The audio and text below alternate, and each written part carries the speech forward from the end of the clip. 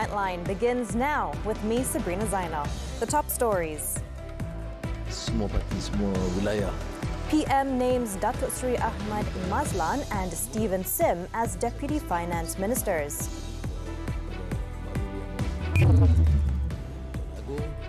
Datuk Seri Abdul Aziz granted full acquittal in graft and money laundering cases.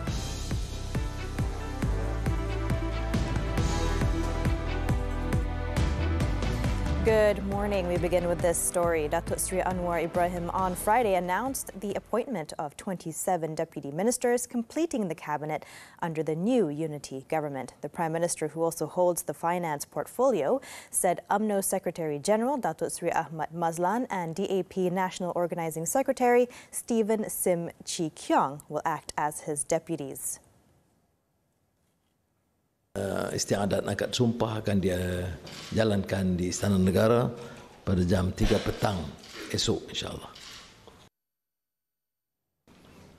Three portfolios, however, were not announced. They were the deputies in the National Unity Ministry, as well as two in the Prime Minister's Department for Religious Affairs, as well as Sabah and Sarawak Affairs.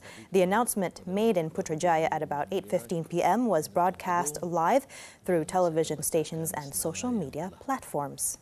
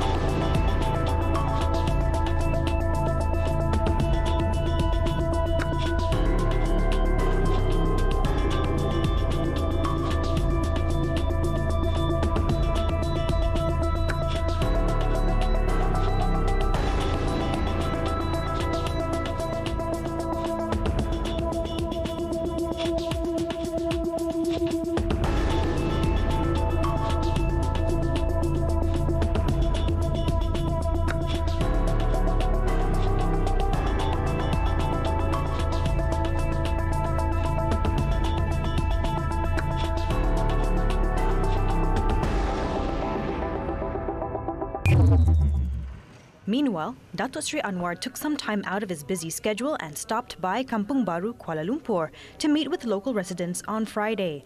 Upon his arrival at 12:40 p.m., the Prime Minister went to restaurant An-Nur Tom Yum to mingle with the crowd and had lunch together with the patrons. Accompanying him were Titiwangsa Member of Parliament, Datuk Seri Johari Abdul Ghani, and Religious Affairs Minister, Senator Datuk Dr. Muhammad Naim Mokhtar. Datuk Seri Anwar then headed to Masjid Jamek Kampung Baru at 1 p.m. and spent some time to greet the congregants. He then entered the prayer hall of the mosque to listen to a sermon entitled Empowering Zakat, Protecting the Asnaf, read by the mosque Imam Azizi Abdul Hamid before performing Friday prayers. In the meantime, the Malaysian Anti-Corruption Commission, MACC, confirmed that it has received details from the Finance Ministry regarding the breakdown of economic stimulus package funds that the government spent in 2020 and 2021 related to the management of COVID-19. The MACC also informed that the focus of the investigations will be on the 92.5 billion ringgit worth of funds from the alleged allocations of 600 billion ringgit. In a statement on Friday, MACC said preliminary investigations showed that the alleged irregularities in the management of COVID-19 funds involved allocations estimated at 530 billion ringgit. Of the amount, 95.2 billion ringgit involved government funds, whereas 437.5 billion was not from the government. The MACC also said that the Finance Ministry is looking into the details of the breakdown and will submit a report next week. Previously, Prime Minister Datuk Seri Anwar Ibrahim was reported to have said the ministry had informed him about several breaches of procedure in the management of the COVID-19 funds.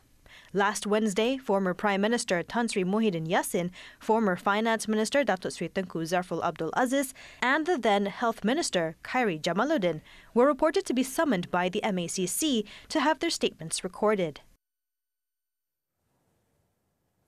Former Baling Member of Parliament Datuk Sri Abdul Aziz Rahim has been freed from his corruption charges involving road projects in Perak and Kedah. This was after Kuala Lumpur High Court Judicial Commissioner Datuk Azhar Abdul Hamid allowed Datuk Sri Abdul Aziz's notice of motion to get a full acquittal against his 9 charges, comprising 3 for corruption and 6 for money laundering. On September 23rd, Sessions Court Judge Azura Alwi granted a discharge not amounting to an acquittal DNAA against the former Tabung Haji chairman. He was charged with 3 counts of accepting bribes amounting to 5.2 million ringgit and 6 charges of money laundering worth 972,414 ringgit and 60 sen in relation to road projects in Perak and Kedah in 2018. He was charged under the Malaysian Anti-Corruption Commission MACC Act 2009. For the money laundering charges, he was charged under the Anti-Money Laundering, Anti-Terrorist Financing and Proceeds of Unlawful Activities Act 2001.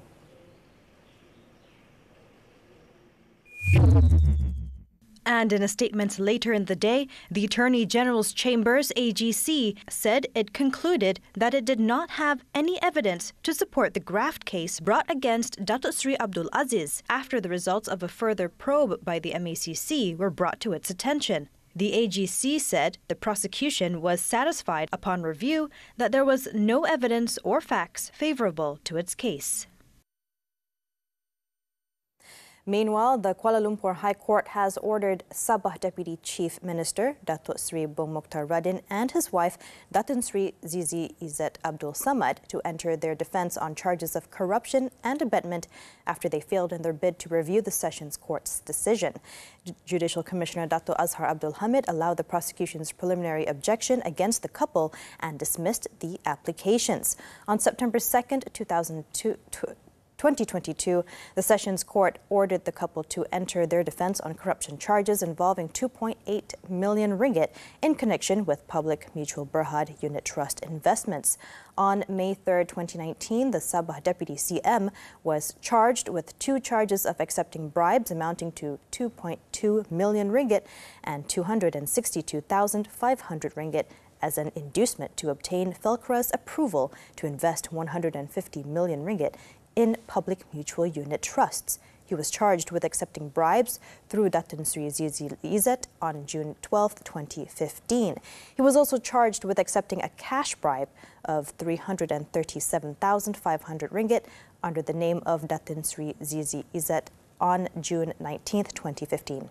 As for Datin Sri Zizi Izzat, she was charged with 3 counts of abetting with her husband in relation to the matter at the same place, date and time.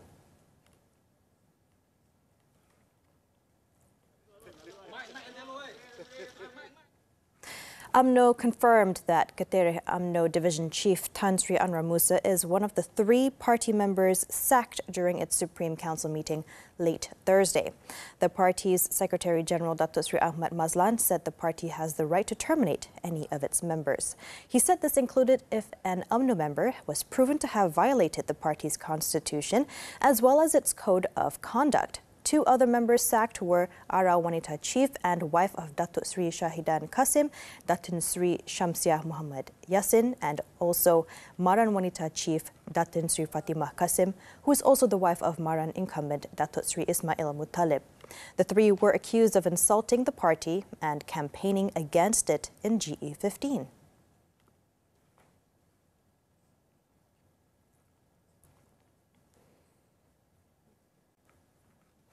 The government is willing to organize meetings with employers to facilitate the intake of foreign workers in the oil palm industry.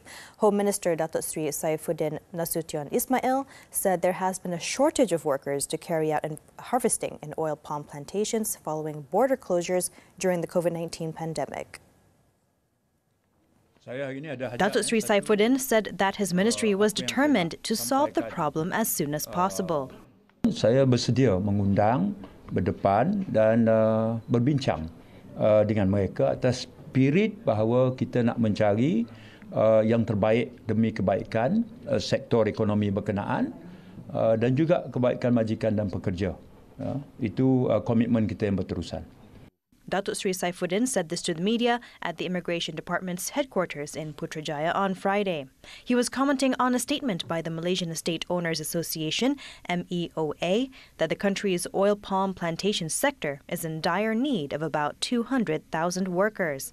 As of October 3rd, MEOA said only 56,282 recruitment applications had been approved for the plantation sector because of various reasons, with only 12,390 of them entering the country during the period. In May, Malaysia Productivity Corporation said the shortage of harvesters saw the oil palm plantation sector incurring losses of 21 billion ringgit in 2021. It warned that the losses would increase to 28 billion ringgit this year if the foreign workers were not brought in immediately. Media Prima Berhad MPB paid a courtesy visit to Communications and Digital Minister Fahmi Fadzil at the Malaysian Communications and Multimedia Commission, MCMC, in Cyberjaya on Friday. The company was represented by Group Chairman Dr. Syed Hussein Al-Junid, who was accompanied by Group Managing Director Rafiq Razali. Fahmi spent about an hour in the discussion, which touched on issues such as strengthening the role of media agencies in helping foster national unity. The minister also said Media Prima can help the ministry change the way the public consume news, especially in the digital age, by inculcating a culture of checking before sharing among the people. Untuk memupuk semangat perpaduan di kalangan rakyat dan mencari satu titik temu untuk masa depan negara. Dan jadi saya sangat gembira dan looking forward lah kepada pertemuan nanti insya-Allah. Meanwhile, Datuk Sri Dr. Syed Hussein welcomed the call by Fahmi for the group to play an active role in curbing falsehoods and false information within the community. Kita menerima saranan yang telah dikatakan oleh Wabi Menteri, dan memang di Media Prima ni kita akan hanya menyiarkan berita yang sahih. Dan inilah yang telah kita lakukan sebelum ini dan kita akan lakukan selanjutnya, iaitu berita yang sahih. Also present at the meeting were Media Prima Omnia Chief Operating Officer Muhammad Effendi Omar and Group Corporate Communications Department General Manager Azlan Abdul Aziz.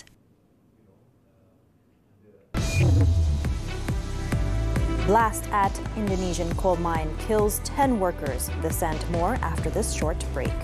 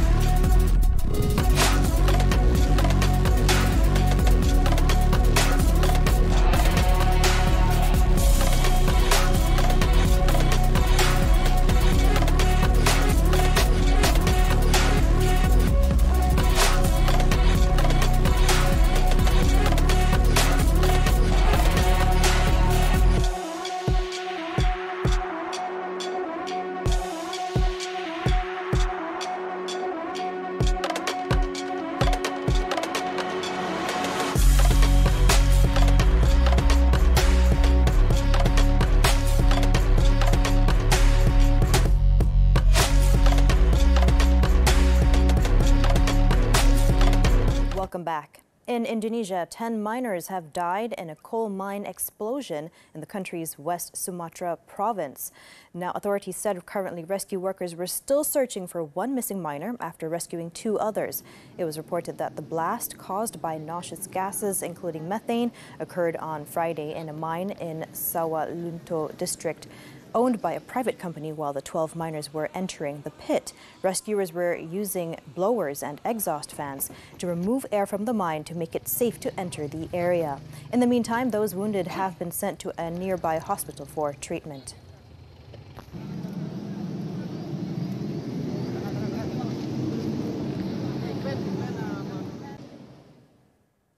Schools were closed across Sri Lanka on Friday due to high air pollution levels as a cyclonic storm passed by its coast, raising strong winds and rain, with forecasts that it will make landfall on India's southeastern coast around midnight. According to authorities, nearly 400 disaster relief personnel were deployed in Tamil Nadu state, and people are urged to stock up on essentials and be prepared to move to shelters as Cyclone Mandu approaches. It was reported that the sky turned cloudy with sporadic rain in Sri Lanka's commercial capital Colombo and other cities as the cyclone pulled pollution from neighboring India.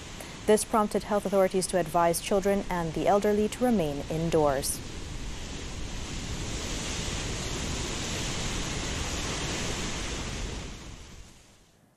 South Korea's cargo trucker solidarity union, with over 26,000 members on Friday, said that 62% of union members voted to call off a strike to return to work, but that the union would continue its minimum wage campaign. The vote to end the 16-day strike came a day after Seoul ramped up its hardline approach against organized labor by expanding back-to-work orders for up to 10,000 drivers.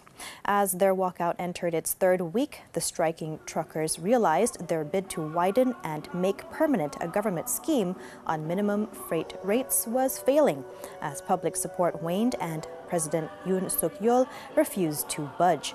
Drivers said they faced the prospect of not only lost income, but lost jobs as the strike was prolonged. 61.82%.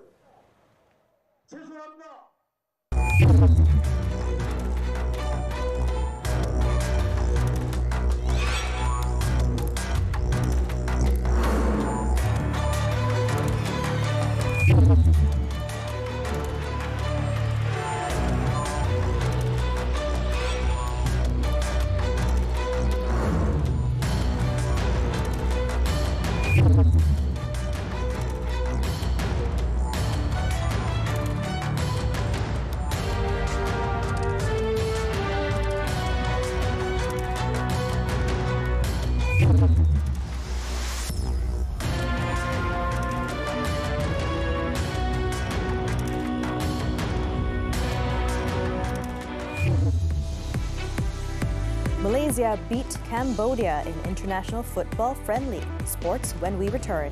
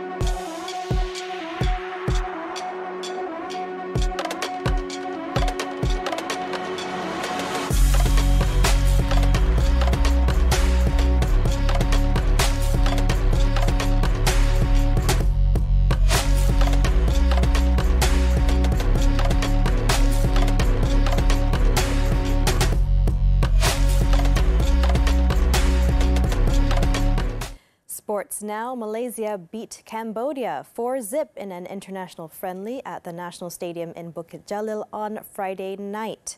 Cambodia, ranked world number 177, were no threat to world number 146, Malaysia. Faisal Halim opened the scoring in the 11th minute.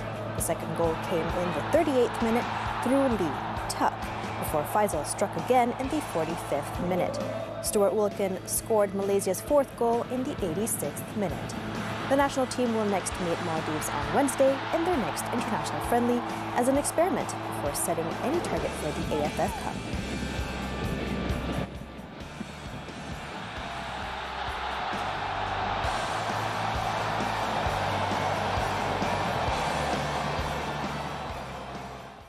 On to badminton, the 2022 World Tour Finals. World number 8 Ong Yu-sin, Teo Yi reached the semi-finals of the BWF World Tour Finals for the second year running after upsetting world number 3 Fajar Alfian Muhammad Rian Ardianto of Indonesia. Yu-sin Yi held their nerves to beat Fajar Rian 10-21, 21-17, 21-19 in their final Group A match on Friday. It was their first win in 5 meetings against the crack Indonesian pair this year. Also through to the knockout stage were fellow independent mixed doubles pair Tan Kian Meng, Lai Pei Jing. They finished runners-up in Group B after beating Thailand's Supak Jomko Supisara Payosampran 21-17, 22-20 for their second win. In the women's doubles, Perli Tan and Tina showed improvement, but it was not enough to salvage a consolation win. They lost 21-19, 20-22, 21-9 to China's Zhang Shu-xian Zheng Yu to end their campaign without a single win.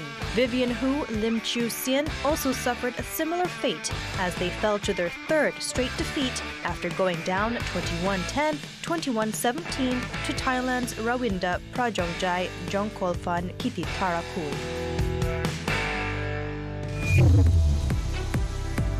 Drugs worth over 3 million ringgit seized with arrest of man. The details when we return.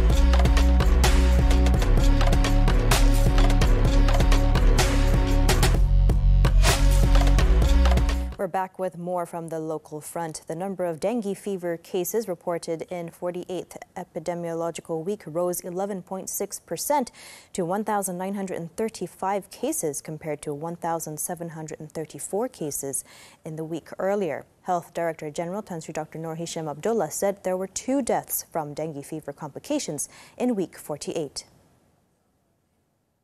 In a statement, the health DG said the cumulative dengue fever cases logged to date stood at 58,239 cases, compared with 24,049 cases for the same period last year, which was an increase of 142.2%. And there were 39 fatalities due to dengue complications, compared with 19 deaths for the same period in 2021. So far, 53 hotspots have been reported this week, compared with 54 localities in the week before, with 24 hotspots in Selangor, 16 in Sabah, 10 in Kuala Lumpur and Putrajaya, and 1 locality each in Pulau Pinang, Perak and Sarawak. Tan Sri Dr. Nur Hisham said chikungunya surveillance recorded 21 cases in week 48, with 20 cases in Pulau Pinang and 1 case in Selangor. The cumulative number of chikungunya cases to date is 731. For surveillance on Zika, a total of 2,003 blood samples and 17 urine samples were screened for Zika, and the results were all negative. In Perak, police arrested a local man with drugs believed to be shabu, worth over 3 million ringgit, during a raid on his rented house in Jalan Medan on Wednesday. State Police Chief Datuk Seri Muhammad Yusri Hassan Basri said the 37-year-old suspect, who worked as a bookie, was nabbed in his neighborhood at 1:40 p.m.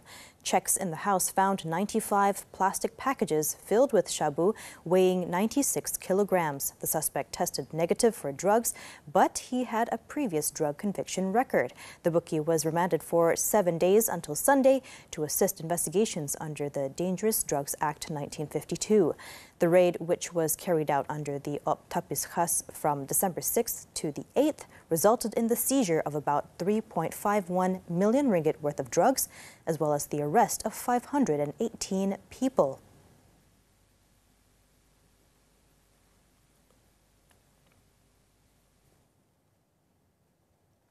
The Pulau Pinang Customs Department seized almost 8 million sticks of contraband cigarettes worth over 600,000 ringgit, with unpaid duties of 5 million ringgit when they raided a container in Port Klang, Selangor on November 22nd. Its director, Datuk Hamisan Kalip, said initial investigations revealed that the container was handled by a Kuala Lumpur-based shipping company with a branch in the port. The seized items were believed to be from China, and investigations are in progress to identify the suspect involved in the smuggling activity.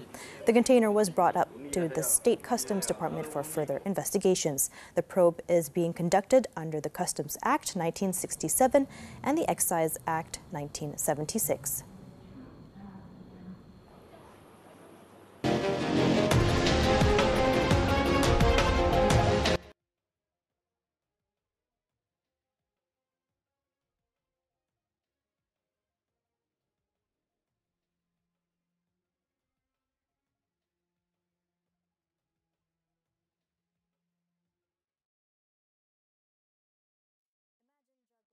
Football for 48 hours straight without sleep, all while taking care of your other daily needs like eating, using the bathroom, and even brushing your teeth and shaving without letting the ball touch the ground.